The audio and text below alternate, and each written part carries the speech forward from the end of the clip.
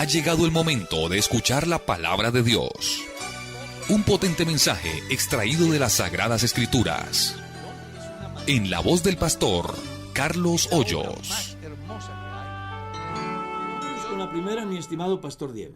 Bueno, hermano Carlos, llega esa pregunta, dice lo siguiente, un hermano nos preguntan, hermanos, hay un grupo de jóvenes de la iglesia que salen a jugar cierto deporte con jóvenes inconversos, no cristianos, y también tengo entendido que mantienen viendo Dragon Ball Z y jugando Free Fire y todos esos juegos de violencia en el celular.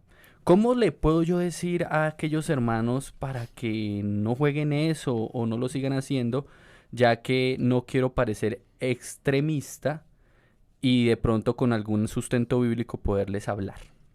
Bueno, creo que la mejor manera de que la gente deje de hacer lo que no debe de hacer es predicándoles el evangelio. Porque una cosa son mis imposiciones, otra cosa es lo que Dios enseña. Entonces, si son cristianos y quieren agradar a Dios, sin duda alguna la palabra de Dios van a escuchar. Ahora viene la segunda parte. ¿Qué pasajes bíblicos puede utilizar?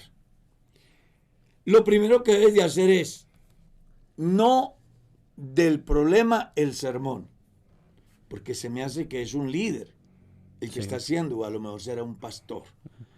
Lo primero que debes de tener en cuenta es que no se debe de hacer del problema el sermón de la escuela dominical, o del culto de los jóvenes, o del culto de cualquier departamento. Los problemas debemos de tratarlos de una manera independiente al sermón. Eso es lo primero. 2. ¿Cómo logro yo decirle la verdad a la comunidad sin que se sientan de alguna manera recriminados de forma directa? Utilice la figura de observaciones. Porque una cosa es que yo tome primera de Juan capítulo 2 y organice el sermón para los hermanos que ven el Dragon Ball Z, que ven los programas de violencia, los programas, yo qué sé, eróticos, pornografía, etc. Otra cosa es que durante la reunión yo haga un paréntesis y les diga, ¿me autorizan para hacer una observación?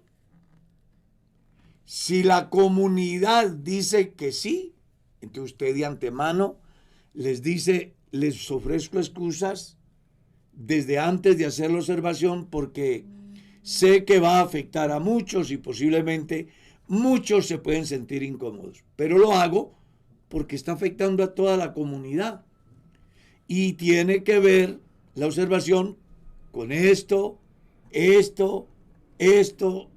y aquello y lo otro. ¿Ya? Y como cristianos nos queda mal, porque nos quita tiempo para Dios, porque influye en nuestra mente la violencia, porque nos cautiva en el campo erótico y podemos terminar cayendo en pecados que para nada agradan a Dios. Además, porque Dios dice en su palabra, y ahí sí le voy a citar, primera de Juan capítulo 2. No améis al mundo ni las cosas que están en el mundo, porque todo lo que hay en el mundo, los deseos de los ojos, los deseos de la carne, la vanagloria de la vida, eso proviene del mundo y no del Padre. El mundo pasa y sus deseos, pero el que hace la voluntad de Dios permanece para siempre. Luego que haga esa observación les dice, muchas gracias. ¿Ya? ¿Qué se busca con esto? Que cuando llegue el momento del sermón, vaya sin sesgos, ¿ya? Vaya sin prejuicios, que el sermón sea lo que debe de ser. La palabra de consuelo, la palabra de exhortación, la palabra de llamamiento, la palabra de doctrina, que hace posible el crecimiento del creyente. No es lo mismo yo tomar el texto y ajustarlo al problema para hacer el sermón, a hacer una observación independiente a lo que va a ser el sermón. Creo que es la mejor manera. Está muy bien. Perfecto. Sigamos. Yo tengo por acá una pregunta, creo que es de un simpatizante. Dice, pastores, Dios los bendiga. Mi pregunta es la siguiente. Si yo acepto a Cristo como mi Salvador, ¿debo abandonar, además de mis antiguas creencias, también mi cultura?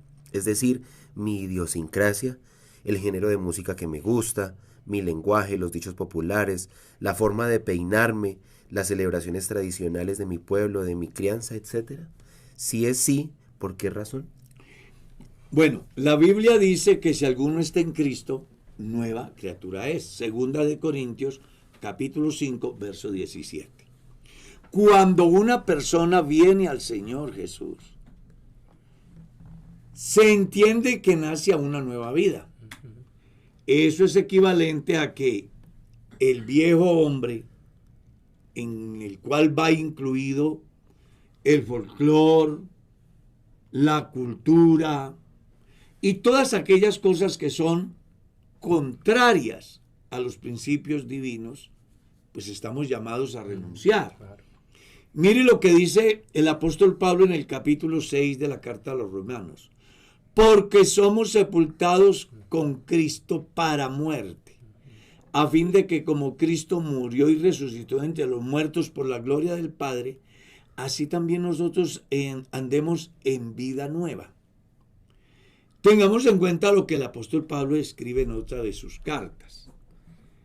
Con Cristo estoy juntamente crucificado, y ya no vivo yo, mas Cristo vive en mí. Consciente que los que son de Cristo, vuelve a decir Pablo, han crucificado su carne con sus pasiones y deseos. Entonces la pregunta que hace es, ¿al recibir a Jesucristo tengo que dejar todo aquello? Claro que sí. Habrán algunas cosas que no afectan, ¿cierto? Por ejemplo, hay dichos que son regionalismos, ¿no?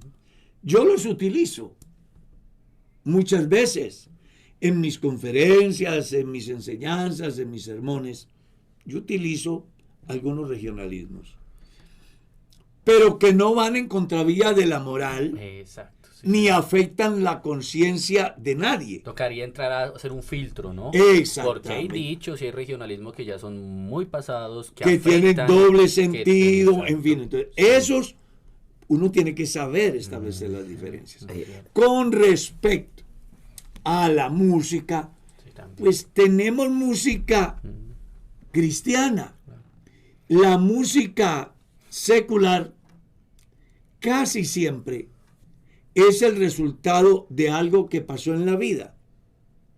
Aunque hay canciones que tienen un mensaje muy real, pueden de alguna manera afectar nuestras emociones, como son las canciones de despecho, como son las canciones que incitan a la violencia, como son las canciones que incitan al sexo, a la depresión, como son las canciones que incitan a la depresión, como son las canciones que estigmatizan a la mujer. También.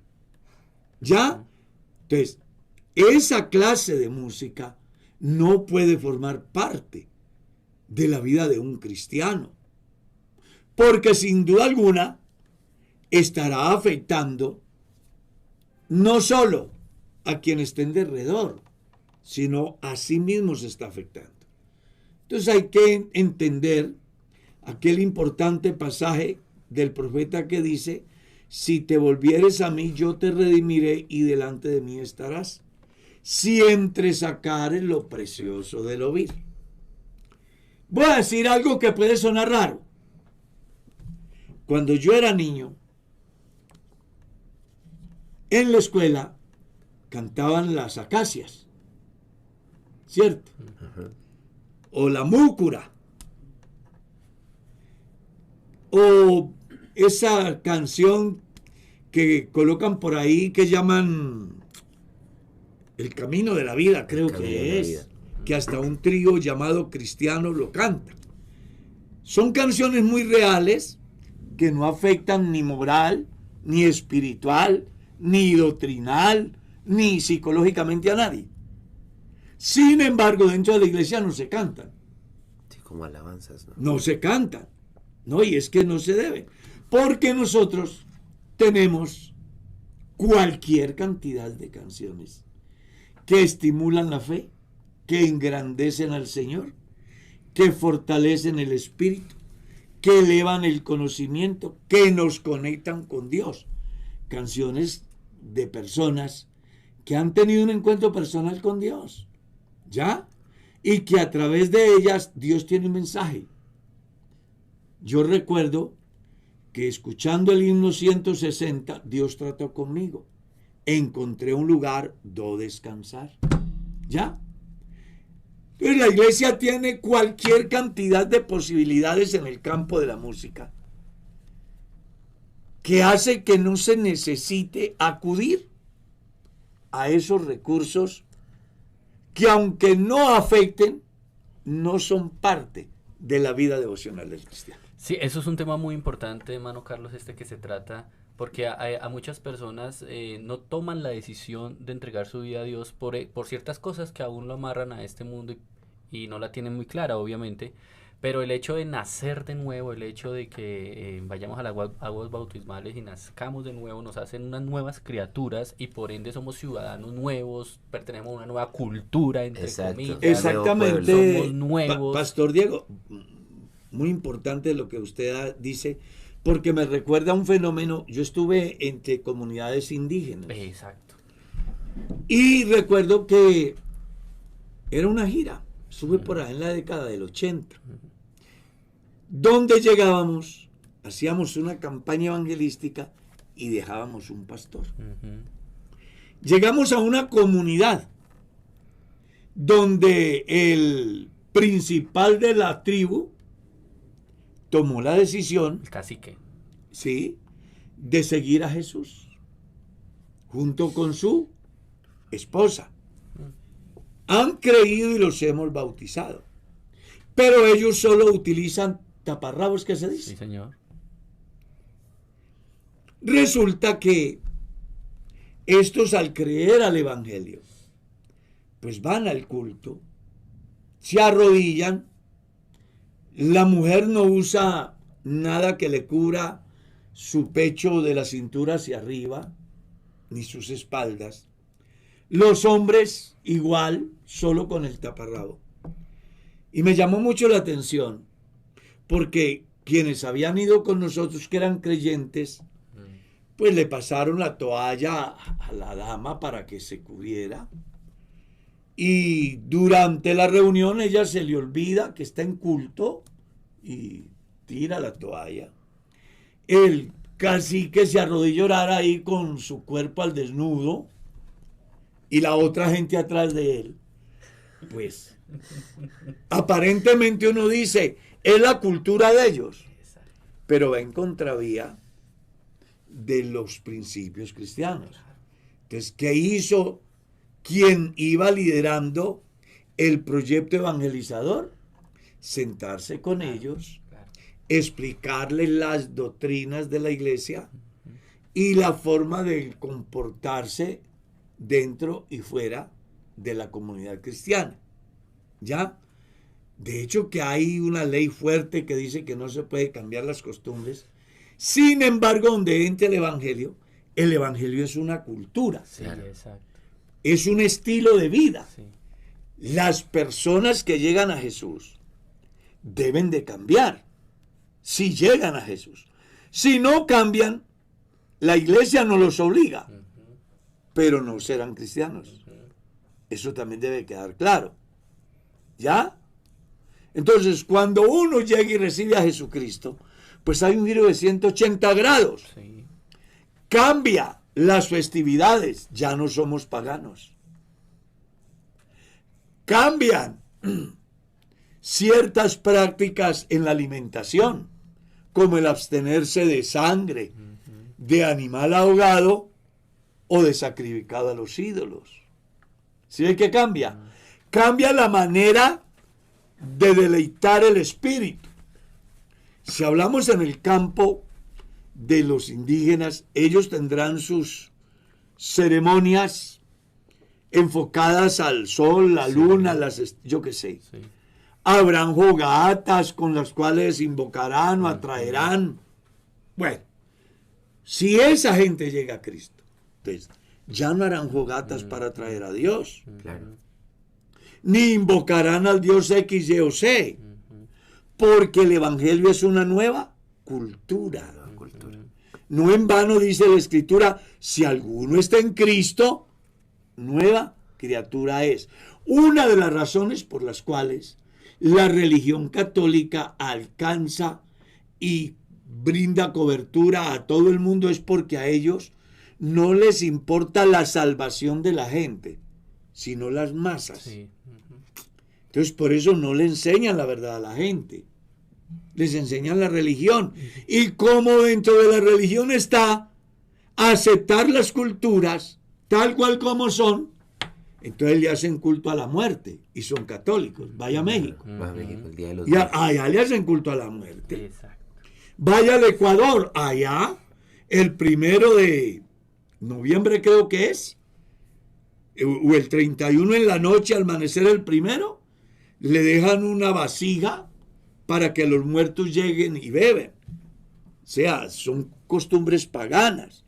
Cuando la gente entiende el Evangelio, por más que esté en ese país donde viene esa cultura, el cristiano ya no lo hace. Porque entendemos que el Evangelio es una novedad de vida.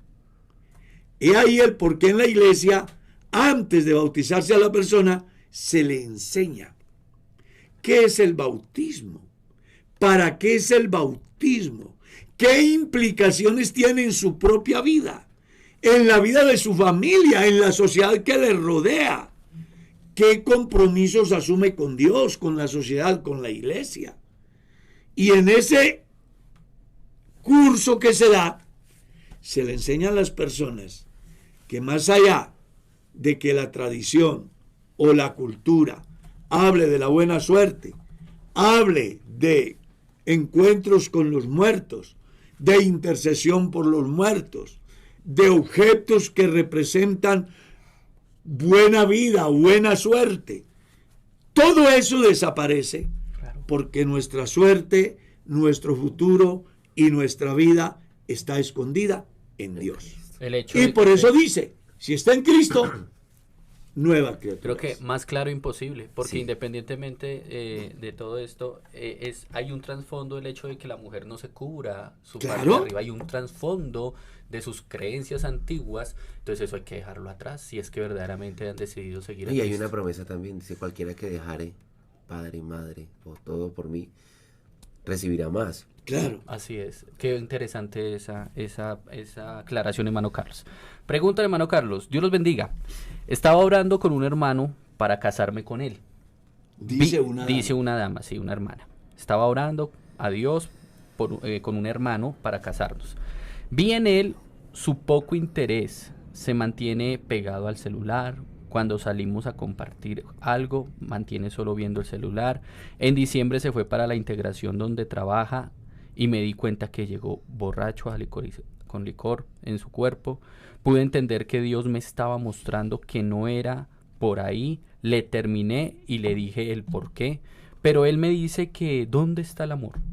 Que debo seguir con él, ayudarlo a levantarse. En sí me dice tantas cosas que quiere hacerme sentir culpable, que porque soy una mujer sin corazón, que tengo traumas del pasado mío, que Dios es amor. Bueno, todo esto me lo dice él para tratar de que no lo deje, pero ¿qué me aconseja usted, pastor? Que no se deje manipular, Sí. que no se deje llevar por las apariencias, que si siendo novia, o mejor, sin ser novia, porque ya no es novia de él, No, ya no. busca manipularla, ¿cómo será cuando se case? Y usted tiene razón cuando dice que Dios le mostró de antemano en qué barco se iba a embarcar. Pues con mayores veras, rompa esa relación de novio con proyecto de matrimonio. Puede ser un amigo, sí, pero no puede ser la persona a la cual usted la haga partícipe como parte de su vida en un proyecto de vida que se llama familia. Y que sea esta la oportunidad para decirle a todos aquellos que están pensando a un futuro casarse con una pareja, que en ese momento estén orando a Dios y estén llevando un noviazgo de pronto, que sea la oportunidad para observar muy bien, ¿no, hermano Carlos? Que sea este el momento. En el programa pasado Exacto. estuvimos hablando precisamente de las mínimas cualidades que debe de reunir la persona con la cual yo quiero casarme. Y vuelvo y se la repito.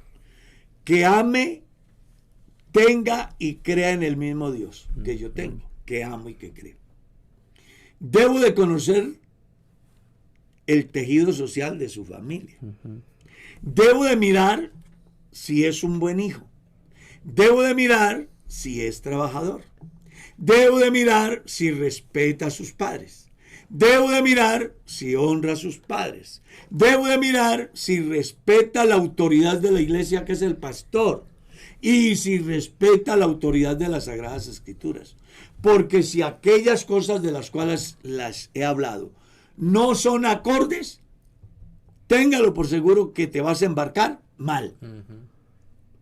Y si algo quiere Dios, es que tu hogar sea una bendición para ti, para tus hijos y para la persona que ha llegado a ser el padre de tus hijos o la madre de tus hijos. Hay mucho lobito disfrazado de oveja o mucha lobita Exactamente. disfrazada de ovejita. No se deje llevar por lo que ve, las apariencias engañan. Sea objetivo, no piense con el corazón, piense con la cabeza. Actúe con la razón, no por la emoción. Las emociones pasan según las circunstancias. La razón está en la medida que yo no me deje llevar de la emoción. Amén. Así es.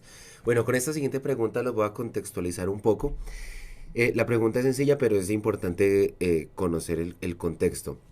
Es un hermano que hace poco se hizo bautizar. Él dice que es el primero de su familia y de su círculo de amigos que decide aceptar a Cristo. Y antes él era respetado porque dentro de sus festividades pues era el rey. Exactamente. Entonces él ahorita ya aceptó a Cristo y lo han venido como alejando, lo han venido sacando porque ya no aporta económicamente ni participa de las fiestas, los asados, etc. Entonces él pregunta: ¿cómo puedo evangelizar a mis amigos y familiares sin ofenderlos o alejarlos? Bueno, creo que uno al evangelizar no necesita ofender. Uno simplemente les plantea el evangelio. ¿Ya?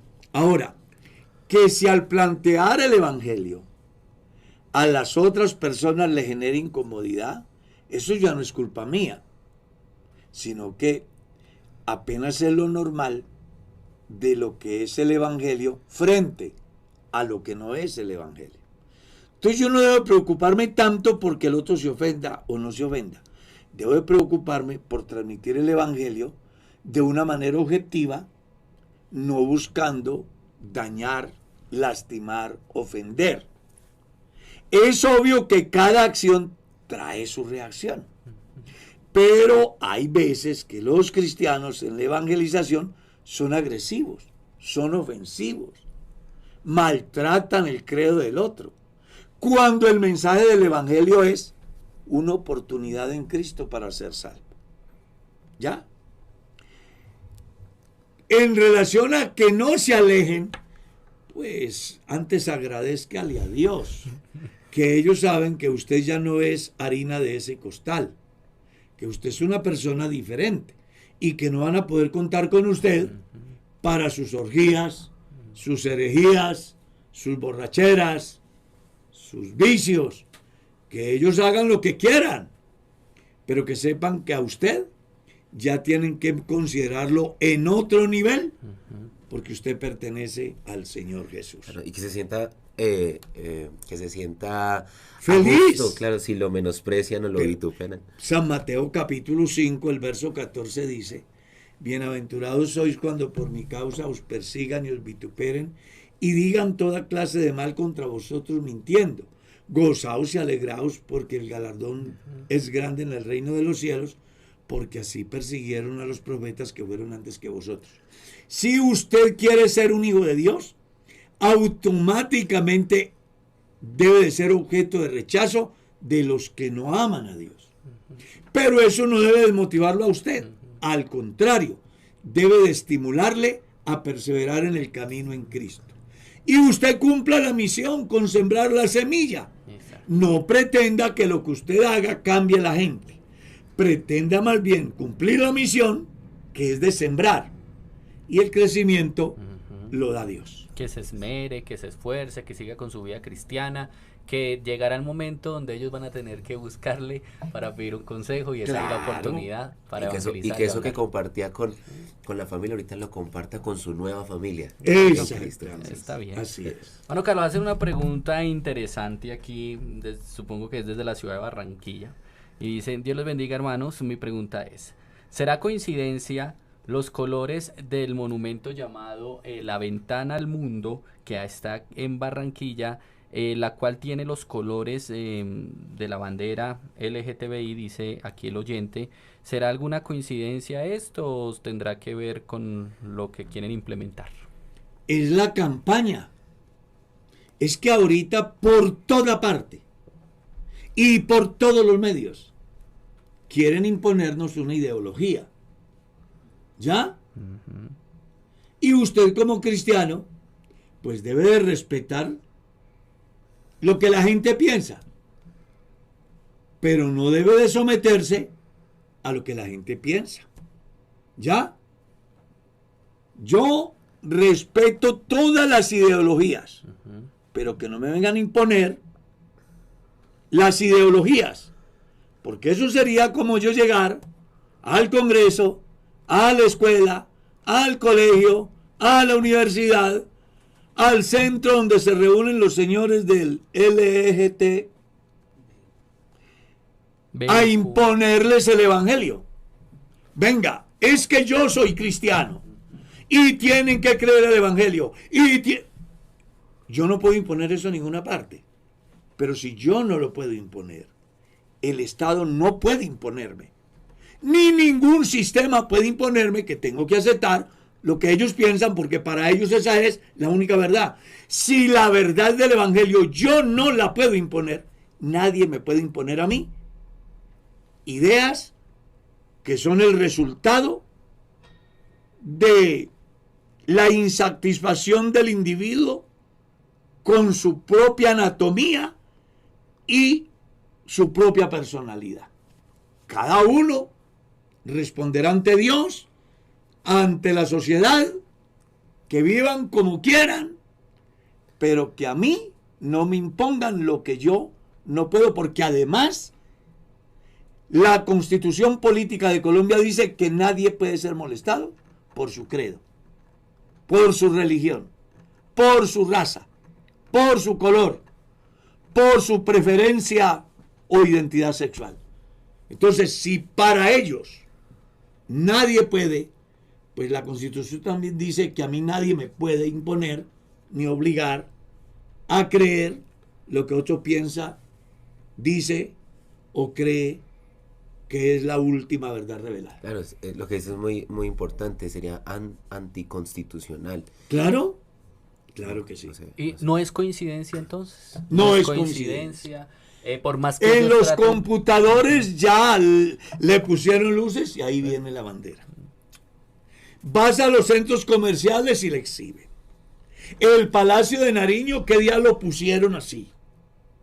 Porque desde el Estado quieren. Y es que las Naciones Unidas sacaron inclusive un artículo importante en el sentido de que quien no acepte las propuestas llamadas de inclusión, que van disfrazadas de igualdad y justicia social, van a ser sujetos de sanciones. Yo espero que en un tiempo no muy lejano, los cristianos vamos a tener dificultades frente al boom de la forma como proliferan diferentes ideologías que van en contravía de los principios cristianos, pero que los cristianos no pueden participar. Debemos de respetar, pero no participar, porque al final sabemos que va en contravía de lo que Dios enseña. Y lo más curioso es que usted llega a hablar con uno de los creadores de estos monumentos, etcétera, y empieza a hablarle un montón de cosas. No, es que eso tiene un contexto y es esto y lo otro, y tratan como de ocultar las cosas, y el mismo demonio se disfraza como ángel de luz, dice su palabra, como en el caso que pasó hace poco en ese carnaval, que por empezar, sin carnaval es una palabra Carnaval. que es algo sacrificado al demonio, allá en Nariño, en donde salían esas carrozas con unos demonios, unos dibujos fuertes, y en los comentarios decían, ¿cómo es posible que se celebre esto con esos dibujos? Y salían los defensores, no, pero es que eso significa cuando un tsunami trató de destruir las costas del Caribe colombiano, entonces ¿por qué tienen que hacer un demonio simplificando un tsunami? Entonces a todo eso quieren todo ocultarlo de cierta forma. Mientras que satanizan al niño. Exacto. Porque entonces ahora estamos en el fenómeno del niño. Entonces toda la tragedia. O sea, es que no vaya a creer que tras todo eso hay un mensaje que busca estigmatizar o elevar ciertas situaciones que para nada benefician a la humanidad y que van en contravía de los valores cristianos. Que la gente lo viva, lo crea, lo practique, vaya, respetamos. Lo que no puede aceptar el cristianismo es que nos lo impongan, porque ahí sí va en contra de nuestra constitución y en contra de nuestros derechos, y eso no lo puede permitir el cristiano. Eso se llama manipulación subconsciente. Lo usan mucho en la psicología del consumo. Plantear una idea radical de primera forma, la gente la tiende a rechazar, pero cuando ya te ha permeado... Yo te lo resuelvo más fácil. Una mentira repetida muchas veces la hacen volver una verdad, que al final quienes la dicen y quienes la practican terminan decepcionados, como está pasando. Y hoy han abierto los ojos y se dan cuenta que ha sido una tragedia. Y entonces están desechando el lenguaje inclusivo, están desechando muchas cosas como eso del libre desarrollo, porque ya hay estados con demandas supremamente altas, pues llamados a cuidar del bienestar de los seres humanos, en razón a darle libertad por hacerse populares, han contribuido con la mutilación de niños, y ahora que aquellos han crecido se dan cuenta que no eran lo que pensaban que eran, entonces vienen demandas contra el Estado. Entonces el Estado dice, tenemos que replantear. Por eso los cristianos no podemos dejarnos manipular. Creamos a Dios, vivamos como dice la Escritura, que la gente haga lo que quiera, crea lo que quiera, pero no permitamos que le impongan a nuestros hijos en la escuela, en el colegio, en la universidad, en el Estado, lo que ellos piensan que es. Porque al final cada individuo es único y su ADN es único y la responsabilidad es única. Yo tengo que establecer la diferencia. Si corro mi tienda hacia Sodoma, o más bien prefiero las laderas donde el Dios ve por ellos de día y de noche. Sigamos. Amén, gloria a Dios. Dice por acá, pregunta uno de nuestros oyentes, voy a tratar de darle la puntuación. Mi pastor, muy buenos días. Le quería preguntar, que en el arca de Noé los animales fueron todos los que hay hoy en día. Bueno, que si en el arca de Noé fueron todos los animales que hay hoy en día, ¿por qué me suena como a una fábula? Mi pregunta es si fueron todos los animales que se salvaron, solo uno de cada especie, porque si no el arca sería muy, pero muy grande para salvar a todos los animales que hay hoy en día. Así sería como dice la Biblia, que todos los animales sí fueron todos. Es más o menos lo que le trato de entender. Si todos los animales que hoy existen fueron los mismos que entraron al arca. Ahorita, yo le añado una cosa. Hoy en día hay ya especies que están extintas. Sí, claro. Supongo que también entraron Claro. al arca. Ya le añado mi... Y hay observación. especies que no entraron al arca, También. como son el resultado de la manipulación genética. Recuerde que, por ejemplo, ahora en Escocia, creo, en Inglaterra, están dando, creo que hasta 200 libras por quien mate su perro de raza brava. Y quien permita, o mejor, lo tenga, es sujeto de sanción. Y entonces explican la historia, ¿no? Que fue el resultado del experimento de la manipulación genética entre diferentes especies que ha dado como resultado esa clase de animal que dicen que es noble, pero que cuando pierde el control, pues ya también la historia dice que mata a sus propios amos. No, y aparte de eso, las Aquí hay especies mucho que marinas, discutir. las especies marinas tampoco ingresaron y está comprobado que las especies marinas superan en número muchísimo más que las terrestres. Pero claro, Y ellas no entraron. por la infinidad del mar, que es 3 veces más que la tierra, La extensión. en consecuencia tiene más espacio. Exacto. Como el diluvio fue agua, pues ellos en el agua no tenían juicio ni castigo. ¿Está claro? Las especies que entraron al arca eran las originarias de su tiempo. De su tiempo. Entre ellas, muchas que ya hoy No existen. están extinguidas. Exacto. Y el arca sí era de dimensiones. Claro, y- Ahora Sí, bien, la dimensión. con respecto a la dimensión, que a la persona se le hace difícil aceptar, se les olvida que Dios llama a las cosas que no son como si fueran. Vea, hay una anécdota muy importante que quiero contarlo para ilustrar esto. Se dice que el profesor en el colegio daba una cátedra en la cual estigmatizaba a los cristianos que predicamos que Israel cruzó el Mar Rojo en seco. Entonces él coge el plano, el mapa, y trata de enseñarle a los niños que por donde Israel cruzó el mar, el agua daba a los tobillos. Por lo cual no tenía sentido predicar que Israel había cruzado el mar en seco, que Dios había abierto el mar. ¿Ya? Entonces dice que un niño de la clase se levantó y dijo, ¡Gloria a Dios! El profesor se asombra. ¿Por qué? Yo ahora creo más en Dios. ¿Yo cómo así? Yo sí. No puede ser que en un charquito tan pequeño Dios haya ahogado todo un ejército y todos sus caballos. Sí, señor. ¡Qué grande es el Dios de la Biblia! Y se lo refuerzo con una anécdota de la vida real. El hermano Zúñiga decía, ya está con Dios. Yo creo tanto en la Biblia, que la Biblia dice que la ballena se tragó a Jonás y yo lo creí. Y si la Biblia dijera que Jonás se tragó la ballena, yo también lo creo.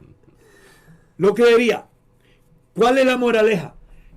Que cualquier hipótesis de científicos, de materialistas, de filósofos, de teólogos, de eruditos, del que sea, cualquier tesis, no tiene la autoridad de Dios y de las Sagradas Escrituras. Y la ciencia ha comprobado que lo que la Biblia dice Es verdad. es verdad. ¿Está claro? Está claro. Entonces, yo en este caso creo lo que la Biblia dice. Mickey Rodríguez, que es un artista puertorriqueño, ha hecho una canción hermosísima. Él dice, nunca pude comprender los misterios de la Biblia. Si Caín mató a Abel, ¿de dónde sacó Caín mujer? Porque se suponía que debía de ser de su familia. ¿Cómo puedo explicar que en el arca se haya podido acomodar tantas criaturas Pero, él dice, pero orando y estudiando la palabra del Señor, Dios me da revelación y el misterio está aclarado. ¿Qué era lo que él decía? Que lo que mi visión natural no puede ver, solo hay una manera de entenderlo, y es a través de algo que no tiene explicación, que se llama milagro. Y el único que puede hacer milagros es Dios. Entonces, ¿puede un hombre después de 4 días volver a la vida cuando ya hiere desde lo normal? No. Pero el milagro hizo posible que Lázaro volviera a la vida. ¿Puede el agua natural, sin ningún químico, sin ningún cambio hecho por humanos, llegar a ser vino? No. Pero el milagro se hizo y Jesús convirtió el agua en vino. ¿Puede alguien que nunca ha visto la luz llegar a ver? Llévelo a la clínica, al mejor oftalmólogo, y le dirá que qué, que no. Pero Jesús le dio la vista a alguien que nunca había contemplado las maravillas de Dios. Entonces, esas cosas que a mí se me hacen difícil de entender por la limitante de mi mente finita, son las que Dios tiene la respuesta a través de algo que se llama milagro. Y llegar a la conclusión que llegó Pablo, ¿no? Oh, insondables, oh, maravillosas profundidades, las cuales yo no puedo entender de Dios. Claro, o profundidades de la sabiduría. Él comienza a hablar de lo que es la soberanía de Dios. Llega un punto y llega un punto donde se estrella y dice, no, pues de aquí para allá yo no puedo porque esto corresponde a lo eterno, exacto, a lo intangible, a lo inalcanzable para la mente humana. Exacto. A mí solo me toca aceptar hasta donde yo puedo. Exacto. De ahí para allá se lo dejo al que todo lo puede. Amén, amén. Nos que se ve emocionando. Sí, señor. Sí. Pregunta, hermano Carlos. Bueno, una hermana con una inquietud, medio logró comprenderle. Bueno, le dice así: Dios le bendiga, Pastor Carlos. Tengo una inquietud que me tiene un poco desorientada, dice ella. Deseo saber si en la iglesia los que son del comité de intercesión, ellos deben hacer programas con ventas para un fondo, dice ella. Y también el último martes de cada mes les toca hacer el culto. ¿Me podría explicar por qué ellas, si tienen unas funciones en un culto, deben hacer ventas para un fondo en específico? Aprovecho la ocasión para aclararle a la hermana que la iglesia a nivel de institución ha prohibido todas las ventas. Uh-huh. Eso no es el comité de intercesión, son todos. Uh-huh. Nosotros recibimos la carta donde se dice que en el 2024 se debe de dar de una vez por todas 0 ventas en las iglesias. ¿Está claro? Sí, señor, está claro. La iglesia debe elaborar un presupuesto y en ese presupuesto incluir los eventos que generen algún costo, para así evitar que se mire la iglesia como una institución mixta, y más bien que se mire como lo que siempre es, sin ánimo de lucro. Sigamos. Bueno, por acá tengo una pregunta. También voy a simplificar el protocolo y voy directo a la pregunta. Pastor, ¿cómo debe lidiar un cristiano con los sentimientos de culpa en cuanto a los pecados pasados, ya sean antes o después de la salvación? Bueno, hay 3 complejos que el ser humano no debe tener. Uno, el de superioridad. El que me hace pensar que soy más que los demás. Ese es el de superioridad. El de inferioridad, que soy menos que todos. Y el de culpa, que me quita la paz y me impide disfrutar de la bendición presente. ¿Cómo hago para liberarme del pecado del complejo de culpa? solamente aprendiendo de lo que Pablo escribe a los romanos en el capítulo 5. Justificados pues por la fe, tenemos paz para con Dios por medio de nuestro Señor Jesucristo. Todos los cristianos, antes de ser cristianos, cometimos muchos pecados. Y después de ser cristianos, que él dice ahí después de la salvación, o sea, después de que yo soy salvo, también hemos cometido pecados. Hablo por mi cuenta. Respeto la santísima santidad de Diego. Y de los que me escuchan, que posiblemente me van a señalar. En mi caso personal, si 3 veces al día me arrodillo a orar, 3 veces al día le pido perdón a Dios. Y cada vez que yo hable con Dios, de rodillas, o en el carro cuando voy conduciendo, o en el avión cuando voy de una ciudad o de un país a otro, y hablo con Dios, yo le pido perdón a Dios.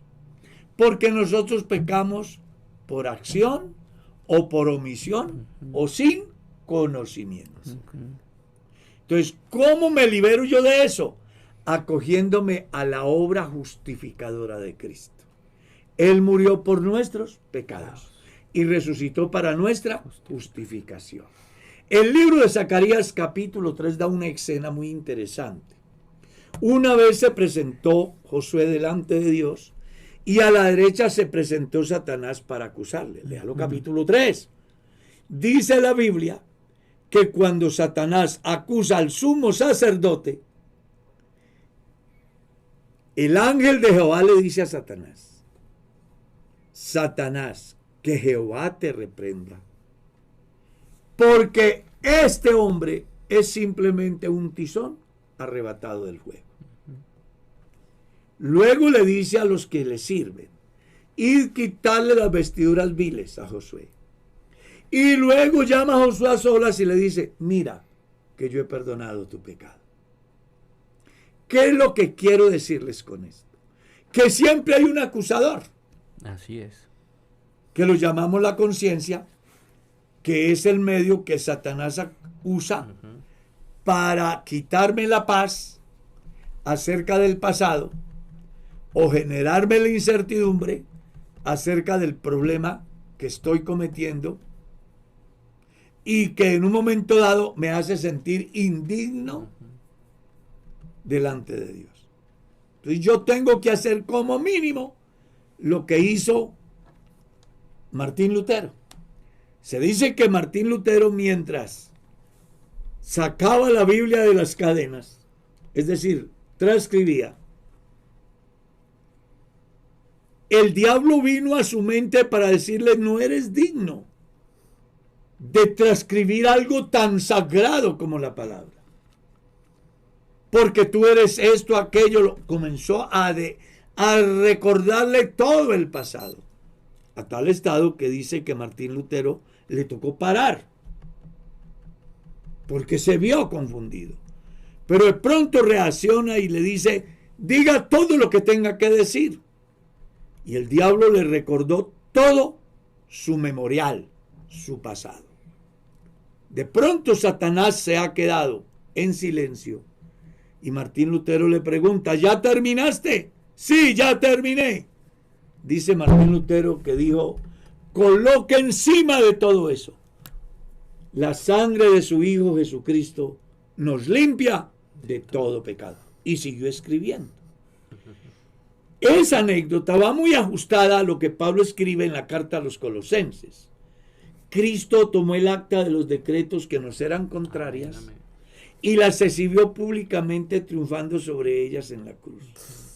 Había un documento donde decía todo lo habido y por haber que Carlos Hoyos había hecho, haciéndome indigno de acercarme a Dios y en consecuencia de ser salvo.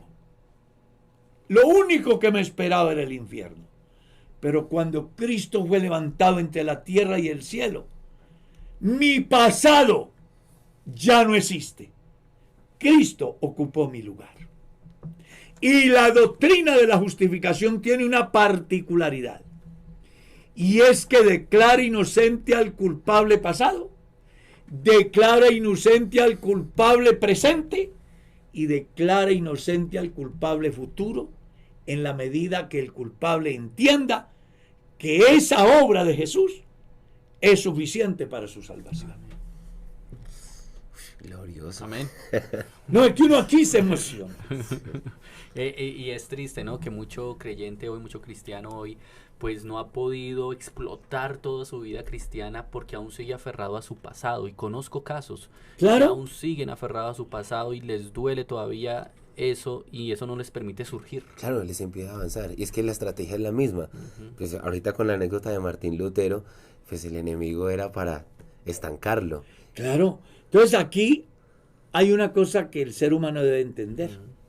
Y es, si Dios me perdona, ¿por qué no perdono? Y si Dios me perdona y yo perdono, ¿por qué no me perdono? Porque no me perdona. Eso es... Porque hay tres maneras de ver el perdón. El que Dios me da, el que yo doy y el que yo me doy. Entender de que lo que me pasó fue una circunstancia de la vida desafortunada, pero que no puede definir mi eternidad cuando tengo una salida en Cristo Jesús. Hay un texto en la Biblia que se los quiero recordar. Primera de Juan capítulo 2 dice: hijitos, estas cosas os escribo para que no pequéis. Pero si alguno hubiere pecado, no se deje atormentar por el pasado. Sí. Tienes un abogado. Se llama Jesucristo el justo. No, Señor, pero no tengo con qué pagarlo. Él es la propiciación por nuestros pecados, y no solamente por los nuestros, sino por los de todo el mundo. Y dice Isaías que él nunca más se acordará de Claro. nuestros pecados. ¿Por qué tenemos nosotros que acordarnos de cosas pasadas? El pasado no existe. Ujú. Vive tu presente. Agradece a Dios tu momento. Disfrútalo con intensidad. Amén. No te preocupes por el futuro, porque es muy posible que usted, que está preocupado por el mañana, a esta hora le esté encerrando la llave del oxígeno y el mañana nunca llegue. Eso sonó como a cierre de perla, hermano Carlos. Dice así, que nuestro gran Dios y Salvador Jesús le siga llenando de muchas bendiciones, hermano Carlos. Mis hermanos, la pregunta es, ¿dónde está el alma del cristiano cuando muere? ¿Está dormida o está en la presencia del Señor Jesús? Porque dicen que tal persona ya partió y está con el Señor. Y el Seol, mi hermano, el infierno y el Hades, ¿es lo mismo? O sea, son como dos preguntas en una. Otra, ¿el seno de Abraham cambió de lugar al resucitar Cristo? Son tres preguntas. Muchas gracias, Dios lo bendiga. Lo primero es que para hablar del sepulcro se habla de Hades, se habla de Seol, ¿cierto? Ujú. Pero que tiene una connotación espiritual, de la cual Jesús habla acerca del Gehenam, que era el valle de las basuras en Jerusalén, el cual ardía 24 horas. Y los NNs no los sepultaban, sino que los llevaban allá y los incineraban. Jesús toma esa figura para referirse al Seol en la enseñanza del rico y Lázaro, comprendiendo que no se refiere a un lugar, sino a un estado. Entonces, desde el texto bíblico podemos entender que cuando el hombre se va sin Dios, sabe que le espera. Cuando el hombre se va con Dios, sabe que le espera. Nadie ha ido al infierno. Nadie. Porque el infierno es la cárcel que Dios tiene preparada para el demonio y sus ángeles. No ha sido estrenada porque Satanás todavía no ha sido juzgado. No ha ido hombre alguno porque los primeros que han de ir son los señores de la izquierda del capítulo 25, verso 31 del Evangelio según San Mateo, que aparecen bajo la figura de cabritos y que está relacionado con todas las naciones que trataron mal a Israel. Entonces, el infierno no lo han estrenado. Es un proyecto de Dios, la cárcel para el demonio y sus ángeles. Y al cielo tampoco ha subido nadie. Juan 3:13 dice, nadie subió al cielo sino el que descendió del cielo, el Hijo del Hombre que está en el cielo. Entonces, ¿qué pasa con el hombre que muere sin Dios? El cuerpo va a la tierra porque de ahí fue tomado. El hálito de vida va a Dios porque Dios es la vida. El alma, que es la razón del ser, entra en un estado como cuando usted se acuesta a dormir. Que si se acuesta en paz, abre los ojos y ya es de día y dice tan ligero. Pero que si es una pesadilla que no lo deja dormir, es una tortura. Entonces los que se mueren sin Dios entran a un estado de pesadilla sin paz, sabiendo que en el momento que despierten solo hay un veredicto: id malditos al fuego eterno preparado para el demonio y sus ángeles. Y el que se fue con Dios, pues se fue en paz, como cuando tú te acuestas en paz con Dios, Amén. en paz con los demás, en paz con tu familia y en paz contigo mismo. Te acuestas y despiertas y dices como el hombre de Dios: Jehová me sustenta. Dice que Es es un sueño estado. tan delicioso, dice uno. Sí, no quisiera haber despertado. No sé si a ustedes les habrá pasado. Sí, claro. Bueno, Maravilloso, sigue. tenemos, acá hay una No, pero es que el tiempo ya se ¿Ya se acabó. nos acabó? Sí, sí. Ah, sí, No, ya. pero tenemos todavía para una. Una más, hermano José. Bueno, esta es sencillita. ¿Por qué Dios, siendo tan bueno, nos permite pasar por pruebas y tribulaciones? Porque el hombre hizo su destino. Dios le dio la posibilidad al hombre de que no tuviera eso. Y mandó Jehová Dios al hombre diciendo: de todos los frutos que producen los árboles en el Edén podéis comer, pero del árbol de la ciencia del bien y el mal no comáis, porque el día que de él comiereis, de cierto moriréis. Dios le tenía definida una vida eterna al hombre, sin dolor, sin enfermedad, sin muerte. Pero hizo o le permitió al hombre hacer uso del libre albedrío. Es decir, lo coloca, le genera conciencia acerca del beneficio de hacer el bien. No morirás. Y si haces el mal, morirás. Pero el hombre tomó una decisión equivocada. Esa decisión es la que hace que el hombre tenga que pasar por pruebas, por dolor, por enfermedad, por la muerte. No es Dios, fue el hombre. Porque el destino no existe. Yo lo hago. Escuchen bien. El destino no existe. Yo lo hago. Pablo dice: no os engañéis. Dios no puede ser burlado. Todo lo que el hombre siembre, eso es lo que va a cosechar. Si siembra para la carne, de la carne va a cosechar corrupción. Pero si siembra para el espíritu, del espíritu cosechará